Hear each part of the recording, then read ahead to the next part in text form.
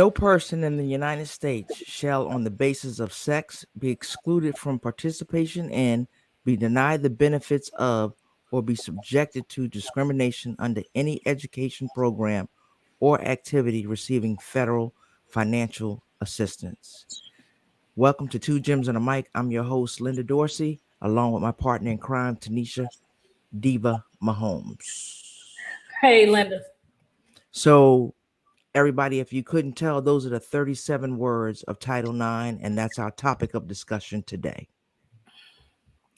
Tanisha, I'm going to let you jump right in. Okay, so I'm going to be honest with you. After doing a little Title IX research, knowing a little bit more about how the 37 words actually came about, I am once again ashamed that I did not know the real true history behind Title IX, the 37 words. Patsy, Mink, being almost somewhat of a hero in my opinion for the road that she traveled, how it actually came about. And it's funny because I think what's really truly interesting about Title IX is part of the reason why it is actually here is because Patsy couldn't get a job after Yeah. all the hard work. She couldn't get a job, and and you never know what you're going to get when you motivate a person. And that was her motivation, is that she did the work, she did everything she needed to do, and yet she couldn't get a job because she wasn't considered an equal. Which brings us to Title IX. And she was a woman of color. But Title IX, what most people or a lot of people, and I watched a couple of shows, a couple of documentaries about it. And if you ask most people what they think Title IX, they immediately go to sports. If you listen to those words that I spoke, there was no mention of sports or athletics in Title IX. So Title IX came out in 1972, and what it was it was a part of a bigger education package that was being a bill that was signed by President Nixon in 1972.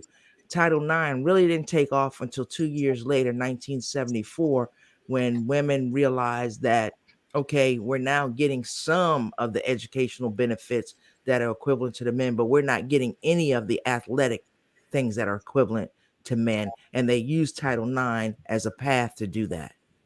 Yeah, I think it's funny because people always say reading is fundamental, and they slipped in Title IX with the higher education bill.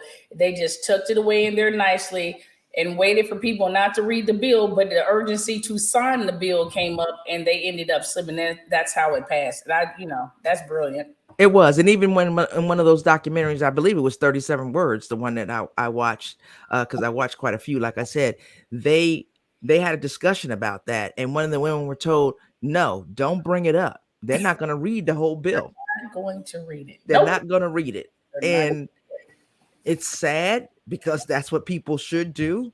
If you're signing something into law, a bill, you should read the entire thing, but they didn't read it. And then there it was. So Title IX was born, and it has just evolved over the years. Like we discussed earlier, Tanisha, me and you, we experienced it in different ways because of our age difference, right? So you have a generation, and it's generational. So for me, stuff with the 76 Olympics and things like that, that was like, whoa, Title IX. I remember things in high school that we had to get, and it took years. Like I remember getting our first soccer team. That wasn't until 1981. And the men had a soccer team long before, so things like that. But it evolved. And I think because we were in the midst of it and we played sports all of our lives, even if we played with our brothers or the boys around the neighborhood, we weren't really thinking about what we were missing out on. No, not at all. Because my in my school, I know we had a volleyball, a basketball. Guys didn't have volleyball, so I'm just going to go on a whim here and say that was the equivalent of them having the baseball and us not having softball. So you were equal somewhere, not aligned in all sports, but equal amount of sports for both. But I never really thought about. I mean, because from the time that I was old enough to really truly play, women were, girls were playing sports. I mean, I started playing sports when I was 4 years old, playing softball, and I played all the way up until I was deep into my almost 30 something years old. So I never got to see. I mean, I didn't understand. I didn't get the true gist of the struggle until after we had done the previous one of our previous podcasts, and we and Lucia, and then she was talking about pre Title IX, which then really made me start to open up my eyes of kind of how everything came about. So I can And tell you. Oh, go ahead. there's when you said pre-Title IX, so if you go back to 19, I wrote it down too, 1956 and 60, you had Wilma Rudolph, who won gold medals out of Mhm. Tennessee State. You had Wyoming Tyus, she won gold medal in 68. Those were two women. Now we're talking about 60, 56, and 68. Way before 1972, those were two women that were offered and given scholarships to Yes. attend Tennessee State University, right? Yeah. Historically black colleges. Think about that. I We know. were ahead, but go ahead. Yeah, but Titus actually was the first person to win back to back goals in the Yes. Olympics. She said, and I remember her speaking about that and how it never even made the front page. Like it really wasn't talked about. So the coach came out and said we can win all the goals, and it's never going to truly be talked about. So I About mean, think about that. Coach Temple, Yeah, Coach T, as they called him, Coach T. He said, absolutely. you can do it all, but you're not going to get the recognition. He was very frank with him. You're not going to get the recognition. So it was Not at something all. that they had to own, but it was something that they still wanted to achieve, and they did. But getting back to Title IX, um, it just it's just just so much. Like they had, if you were talking about Patsy Mink, they had the Casey Amendment where they were trying to remove stuff Oh yeah. from that, and about the voting. I'm sure you watched the documentary and the vote. John Tower, the tower got voted down. And it was crazy. Part of the Patsy Mink story, it was actually the day that they actually voted to get, Title IX in effect. Her daughter had a car wreck and was hit a head on collision. And Patsy, obviously being a mother, left and they lost the original vote. I think it was like 212 to 211 Yep, by one vote. by one vote. And it was her vote Yep. that they lost by. And then one of the legislators, I can't think of his name off the top of my head, but he had made a quip all the time that Patsy and him, they saw eye to eye because he's a very short man. Yeah. Um, Yeah. and he thought that they needed a revote. And when they did the revote, it was actually somewhat of a landslide because people had changed their mind. Some of the males were starting to think, you know what, this is only going to help my daughter later on, have equal rights. So I love that. I love that story, but I just love the determination. And there's so many women that paved the way for Title IX. I don't want to leave everybody out, but you can't hit everybody because No, you there's so can't. many. It was truly a joint effort to get Title IX in effect, and then to keep it, to keep the rights, because every time, as one said, every time that you get too comfortable, something else comes up, and then someone has to remind you that we need to keep this going. But yeah, I thought Patsy, I mean, the determination that she had and how she moved back to Hawaii, ran for office there, won, came back to the U.S. and ran again. She actually ran for the president. She actually Yeah, ran. she did. Yep. Obviously, she didn't make it, but still, I mean, this was somebody who you just really couldn't deny. And there were, like I said, there were many that paved the way. Oh yeah, I mean, you can't talk about Title IX or anything in women's sports and not bring up the name Billie Jean King. Absolutely. And she's still doing it today. I mean, across all sports, not just for tennis. I mean, that's where it started for her, but just across all sports. Because you remember the original nine, Mm-hmm. there was those women who signed a Yeah. contract for $1 to do the $1 to do the Virginia Slims tournament. And that Virginia Slims tournament wound up turning into the WTA, the Women's Tennis Association. So go ahead. And I'm gonna tell you something else off of that. It was Billie Jean King who was talking to one of the women's soccer players, and they were going through the whole equality. I know everybody remembers this when they were like, "We're winning everything. Yes. We're not getting paid half of what the men are getting paid. They're losing everything, and they're still getting bonuses if they could just get to a semifinal round." And they were holding up the actual cup. And I think it was Judy, one of the It players. was Julie Foudy. It was Julie Foudy. and she basically came out and said, you know what, this is our fight. This is what we're trying to do. So her and it was Scurry, Brianna Scurry, Mia Hamm, all of them set out and kind of in protest there right before they were going into those national to, try to get what they needed, which was basically bonus. They were getting cheated out of bonus. They weren't getting their money. And it was inspired by Billie Jean actually talking about the nine. And, Yeah. she, and hearing that story, she's younger. She didn't, just like everybody else learning that, it pricked her, and she was like, "That's who we are." And Billie Jean told her, "What are you gonna do? How are you gonna rally those people? Not just me. What do you need to do? What talk do you have to have?" So I thought that was awesome too. I Yeah. thought that was, learning the history on that was Oh yeah, there's so much history, and it's going to continue to grow. I mean, the women are wearing. I watched a basketball game, WNBA game the other night, and Candace Parker was wearing tennis shoes, and on her tennis shoes she had the 37 words, oh all 37 words. She had them in the pride colors and all that. I just thought that was it's for those. Candace Parker is a yeah. I role don't model. expect any less Candace from Candace. Parker's, So yeah. I mean, Candace, people look up to her. They're icons. So people like that and people in the WNBA. I mean, you think about it. These things got women into the Olympics, the softball, tennis, of course, track and field. That's always been there, but basketball. Those things into the Olympics. This was all a part of it, and that led into what the '96 Olympic team, the women's basketball team, what they did, that led to the WNBA. So it just continues to WBL, grow and grow. and then WNBA. Right. Yep. I mean, there were 4 leagues that failed prior to the WNBA. ABL was, I think, ABL, WBL, The and Liberty League, and and then the ABL, all that started at the same time. Then the WNBA and those players came over. But yeah. let's take a quick break, Tanisha, Okay. and we'll take about 30 seconds. We'll be right back, and we're gonna talk a little more about Title IX.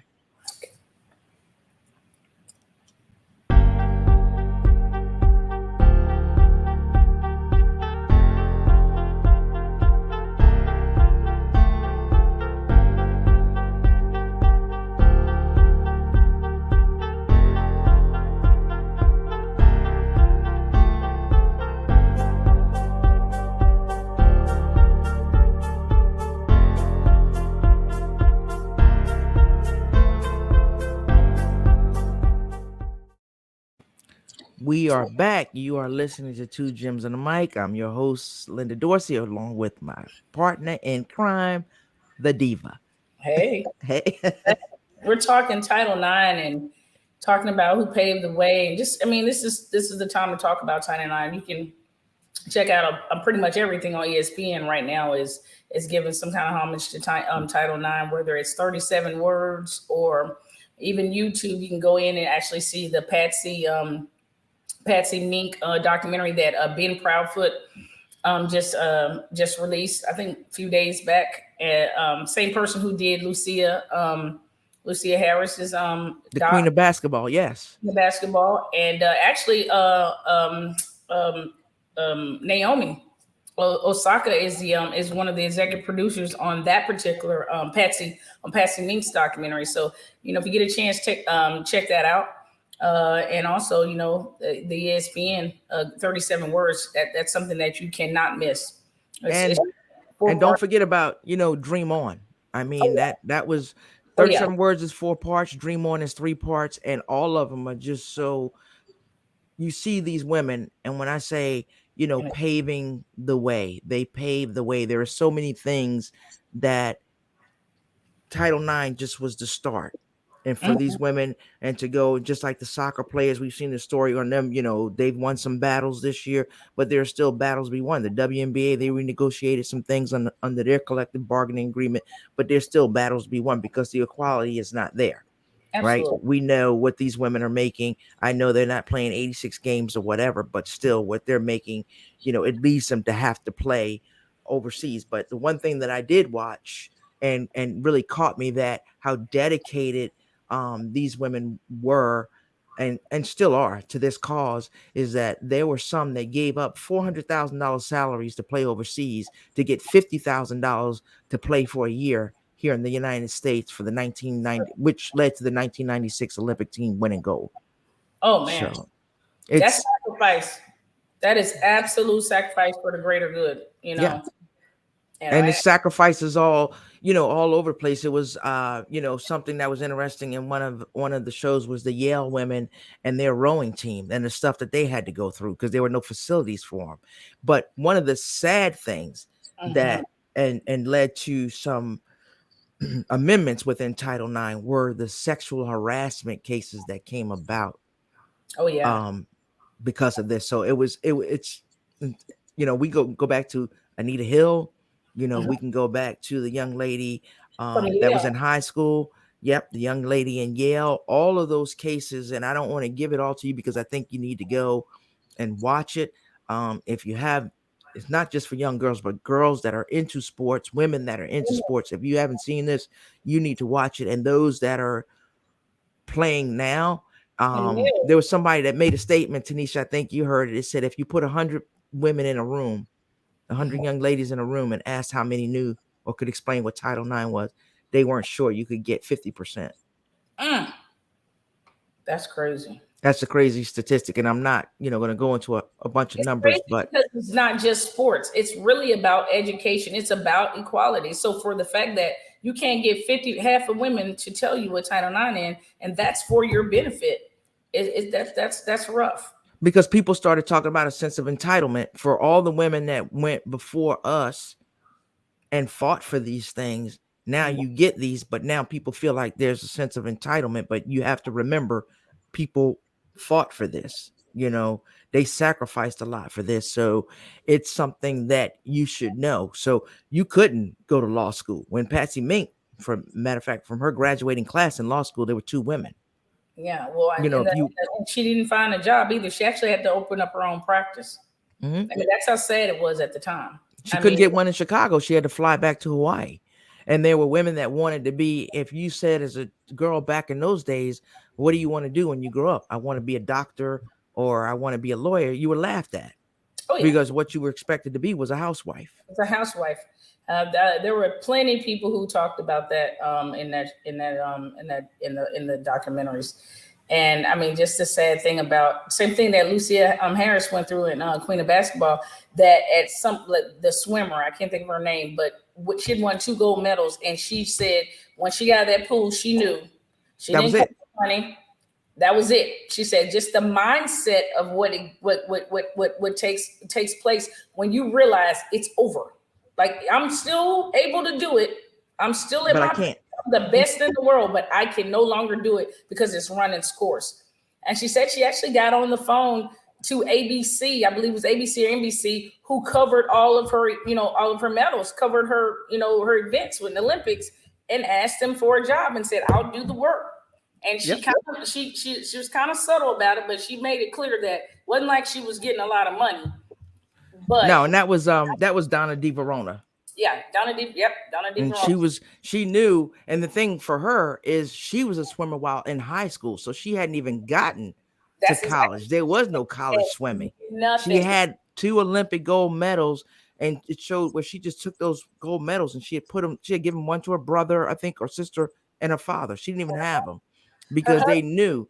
Yep, it was they. her husband that asked her to go back and get those medals, and he hung them up later. She said she didn't think, what am I gonna do with them? They're just But medals. that was I that. can't live in the past because I can't live in the past because I had to start moving the floor. I can't hang on to what I did because that's never. I mean, she was actually afraid to really celebrate to remind her to keep her in the past because she knew she needed to be moving forward. And and like you said, at her age, she was so young at the time that she didn't go to college. That people don't know that she never swam in college. No, no, and then there were some when they were interviewing. One of the big things, I don't know if you remember, Tisha. I remember it very well. So it was the battle of the sexes: Bobby Riggs versus Billie Jean King, Yeah, and she didn't want to do it. And I think it nope. was 2 years. She didn't want to do it, and Margaret Court had done it, and He she lost. left, and Bobby, he made his money talking about women can't do this, women can't do that, and she beat him. Mm-hmm. And but I remember listening to Howard Cosell introducing her. Yeah, Never once did he talk about any of her athletic ability. no It was account. just her, how she was built, how she was this, and if she grew her hair a little longer, maybe. maybe she could be, comments like that. maybe she Yes, could be an actress. I believe if she grew a little hair a little longer and took off her glasses, maybe she could get an acting role or something like that. And I'm thinking to myself, that's cool. This woman is the best in the world. She's got accolades for days, and that's all you could come up with was a haircut and some glasses. that was it. And Yeah. some of the uniforms that they wanted the women to wear when they were playing these professional sports were to be sexy. That would attract people. It wasn't about their, or it went to a point where, oh, she plays like a man, Oh you yeah. know, not that she's a good, solid athlete, but she plays like a man. They So said she all of those, center court. They didn't want to see that on the center court. They only wanted to see the men on center court. They didn't want to see her. It had taken all the allure out of it because she actually strutted around like a man. I believe exactly what he said, and this is why she's playing. right. Imagine So that. think about it, 50 years of this, and these are things that we have to pay attention to. And Supreme Court has ruled on certain cases related to Title IX and all of these, so we know what just happened with Roe versus Wade. I don't care what side of that you're on, but don't think that anything that's on the books stays on the books, and that was proven to us last week. So take advantage of this, understand it, use it to your advantage, Hmm. but know the history, know your history, know what you're talking about. Like you said, reading is fundamental, so we've got to do that. Absolutely, and absolutely. and we as older people, like you have a young daughter, I've got a grandson, I've got girls, this is stuff that they need to know about. Oh, mine You were will. able to play those sports in high school because of this. Yep, mine absolutely will. She Yep. will every bit. I mean, everything I'm learning, and I'm podcasting out. She's getting a little lecture. She's getting a little small little lecture on top of it. So I know she's tired of me at this point. But yeah, I mean, let's be honest. I mean, without Title IX, the world would be so different. Yeah. You got to think about it. I mean, you 50 years, think 50. about it. Oh Yeah, my goodness. that's a long 50 years. And the thing is, we're not even where are, where we should be from an equality Oh, perspective across the board. So we're not even there, but we're still fighting. Women are still fighting. Men are fighting with us. That's a good thing because they believe in it, and you see that. So you got um work to do, but we're charging forward, and I mean, and the thing is just not to backtrack, keep moving forward. And I think that with these young athletes, and even just I mean, this I say because it's not just about sports, just the ability to do things as women, these CEOs and things that you never thought that they never thought they would be able to do, pushing those boundaries and keeping equality out there is, it's top notch these days. So I'm happy. I'm thankful for all the women who helped lay the foundation for Title IX, and down to and keep going. Anything I can do. Yep, and that's the one key thing you said, Tanisha, is that it wasn't all about sports. It wasn't about that, but they knew that sports would be a platform and something that people would pay attention to, so it would bring more attention to Title IX overall, and it did. So, but understanding the history and those 37 words, I think people need to know those 37 words. It's almost like I feel like I want to memorize those 37 words. I'll But I'll tell you one thing. Pay attention. Do yourself a favor and go watch 37 Words because you're gonna be shocked. I think there's one scene in there where they talk strongly about how the men were so against women having equal anything. So they didn't want them taking a penny from their funding. I mean, the rowing team being out there freezing, catching pneumonia because the guys are taking hot showers and taking their time. I mean, it's absolutely worth the watch, and you definitely need to look at it because it'll change your perspective on how things were back then. You will not believe some of the things that they had to endure. right. And it'll change the perspective on how people look at certain things now because we're not there. So people that it's just like Billie Jean King said to Julie Foudy, right? Yeah, Okay, she's like, I need you, I need you. But Billie Jean's like, what are you doing? So don't exactly. complain about it. What are you doing? And she realized right away because we do have people, let's be honest, that are complaining. And I get it. I get it. It is a struggle, right? So WNBA, they've got to take regular planes. They've got to do this. They've got to do that, and those things. And those are the things these women now in the WNBA are fighting for, so they don't have to do. But think about, it is better, because think about those women that sat on The the bus. bus, Hmm. that were in the water all day, freezing on a bus, catching pneumonia while the men were taking showers. Yeah. So yes, we have made progress. Is there more progress to be made? Absolutely. So Tanisha, what are your recommendations? We're gonna give them three. What are your recommendations for people to watch, just to learn more, to get them Oh, engaged? definitely. There's several documentaries out there about Patsy Mink. That one really touched me. I mean, her being a woman of color from Hawaii, and her, her fighting her just her drive. That one, there's actually two. I think you can actually see out on YouTube. One being Mink, just Mink, and I can't think of the other one off the top of my head. But it just Google Patsy Mink and you'll get that. The other one Yep. obviously is 37 words. I mean, you got it's a must see 37 words. So I actually only have two that I think you must see because it's a four-parter 37, so that and it's 4 hours long, so that might wear people out. But the Patsy Mink one, just Mink, is 22 minutes. So if there's one that I definitely recommend, you can get a lot from just the Patsy Mink documentary that Ben Proudfoot did. Yep, and I want to shout out Ben Proudfoot. I don't know him personally or anything, but I've watched two of his documentaries. One being The Queen of Basketball, 22 minutes. This one, Mink, 20 minutes. Ben, I don't know how you get so much in 20, in less than 30 minutes, but he packs a lot of I'm sure the editing and everything that they do, the information that you can gain from those 20 minutes. And I'm saying 20 minutes. Think about that. That's nothing. That's a drive to the store. That's a drive here, whatever. You can listen to it. You don't even have to watch it. You can really listen to it if you want to. Like Tanisha said, 37 words, 4-part series on ESPN. That's a 50 for 50, and Dream On.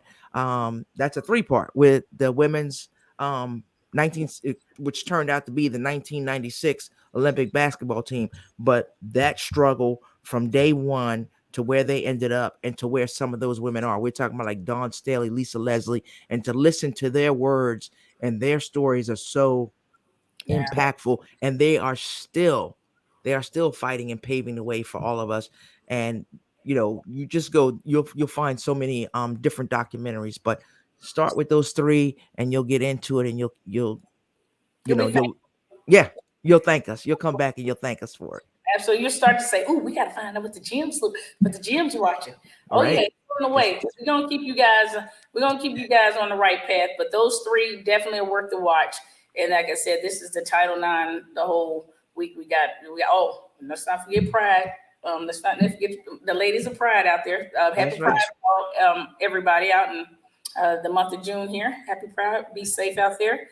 And I don't know, Lindy. Wrap it up. Yes, just like Tanisha said. So, we talk about sports, we talk about other things, but we're watching some stuff not only just to we're educating ourselves, so we want to share that knowledge with folks, and we love to watch stuff that's funny, good, exciting, drama, whatever. So we'll be sharing those too on our podcast, which is Two Gems and a Mic review. So And stay oh, tuned for that. And one more thing, I'm gonna jump in there. Hey guys, you know what? We love to take feedback. So if it's something out there that we need to be watching, by all means, drop it in the comment section, and we will take care of that and give you our real opinion on your opinion. Okay. Absolutely. So I'm going to take us out. If, like we always say, if we talking about it, you need to hear about it. And until next time, be kind, be blessed.